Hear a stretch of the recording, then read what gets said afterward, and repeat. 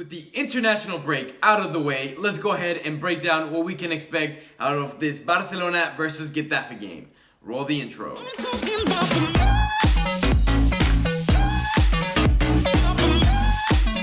Alright guys, welcome back to El Merengue Culé. It has been a while since I have talked to you guys, but we're back with the Liga games and I am more excited than ever. Let's go ahead and dive straight into things and break down this Getafe side that, I'm not gonna lie, they are looking a little bit scary. So they have played 4 La Liga games and they've actually managed to win 2, tie 1, and they lost 1. Their most recent game was against Real Sociedad, who are currently in 3rd place, and Getafe actually managed to lose 3-0. However, I do think this defeat is a bit misleading, especially because of just how well Real Sociedad has been playing. I don't think it really reflects too well just on how Getafe has been playing. Now, they did manage to beat Real Betis 3-0, which is a pretty big victory. Real Betis is currently 2nd place in La Liga. However, they have played 5 games, so they do have plenty of games in hand compared to other teams. Now, they managed to tie 0-0 to Alaves, which realistically, it's a poor result for them. A team like Alaves, Getafe should be getting 3 points over. So, there is a little bit of highs and lows that we can see out of this Getafe side. And overall, we get the sensation that they're not very consistent. And in their 4th game it was the first game of La Liga, they did beat Osasuna 1-0. So again, they're kind of in this roller coaster where they have very good games, and then they have kind of some games where they slip up. However, in terms of points, how do we stand versus them?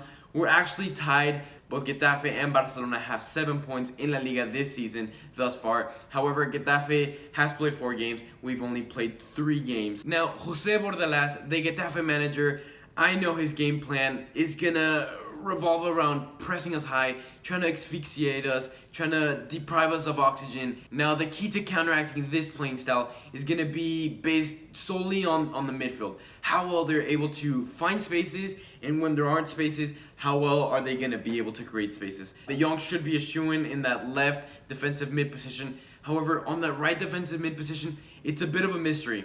For the most part, on the Ronald Koeman, Busquets actually has been getting the majority of the minutes, and during the international break, Spain didn't run him down to the ground. He did have, I think against Switzerland, he didn't play at all, so he won't be necessarily too tired. However, we know in his prime he was the expert at whenever the team was high pressing. He could give a little shimmy and create space, or be able to break out of a high stress, high press situation. But that wasn't his prime.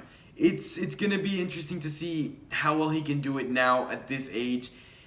But it kind of worries me again because of his lack of speed, if he's able to get into those areas of space. So another option we have is Pjanic. However, Pjanic did pick up a bit of a back injury again in the international break.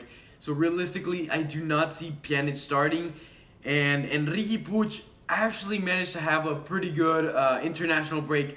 However, it was with Spain's U21 team, not their actual main team. So it'll be interesting to see if Busquets or Riqui Puig actually start. You guys know I love Riqui Puig, and Koeman has actually never given him the opportunity. He hasn't played a La Liga game under Ronald Koeman. So it would be nice to see Riqui Puig find a starting position in this team.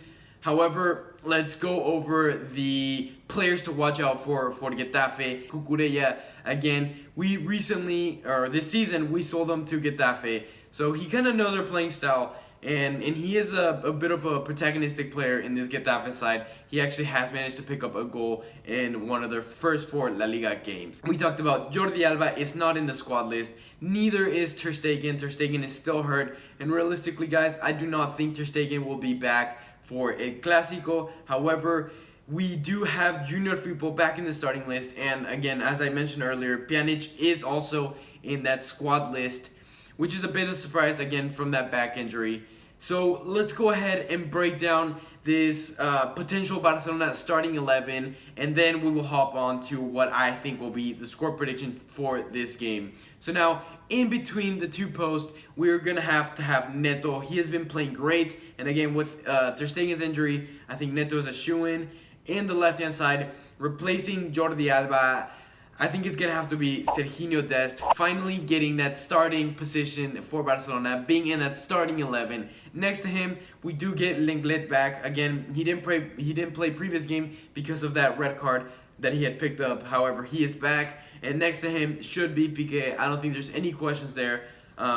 On the right-hand side, it's going to have to be Sergio Roberto. Again, he doesn't have much competition if Serginho Dest does play on the left-hand side. Now, the left center defensive mid should be given to De Jong. And again, on the right-hand side, the right defensive mid, it's a bit of a mystery who's going to play.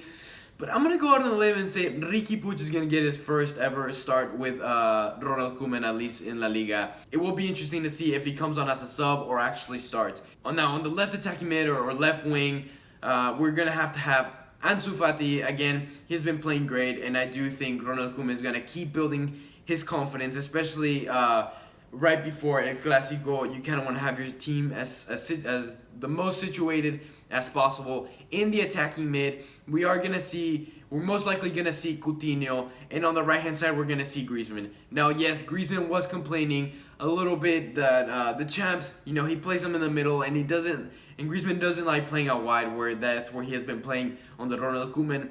And Ronald Koeman addresses, and he pretty much said, look, man, I'm the manager. I'm going to play you where I think the team plays best. And realistically, Coutinho has been on fire, and he has commanded that attacking mid position very well. So I don't think they'll switch that up for the starting 11. However, a player that I would love to have seen come in is Dembele. I'd love to see him come in minute 60. Again, depending whether Ansu Fati or Griezmann is having the better game. Whoever out of them two that is having the worst game, Dembele should come in for. Again, hopefully around minute 60, especially considering that Dembele was not in that French team for the international break.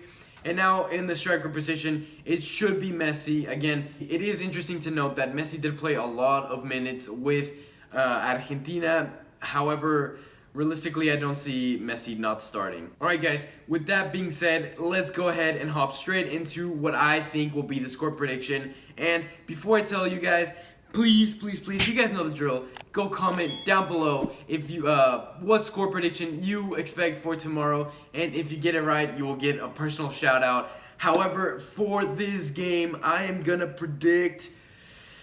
I'm gonna go with a 2-1 victory for Barcelona. I think it'll be a very tight game, and possibly, we might get the go-ahead goal. Then possibly minute 30. Again, due to high pressure, I could see Getafe scoring. And then I'm going to go ahead and say Griezmann's going to score at minute 60 Griezmann's going to score at minute 60 to give us that 2-1 victory over Getafe. Again, guys, I'm going to remind you, go comment down below. Get yourself a shout out if you get it right. With that being said, guys, I am super excited for tomorrow's game. If you enjoyed the video, please hit a big thumbs up. Hit the subscribe button. And as always, guys, Visca Barça!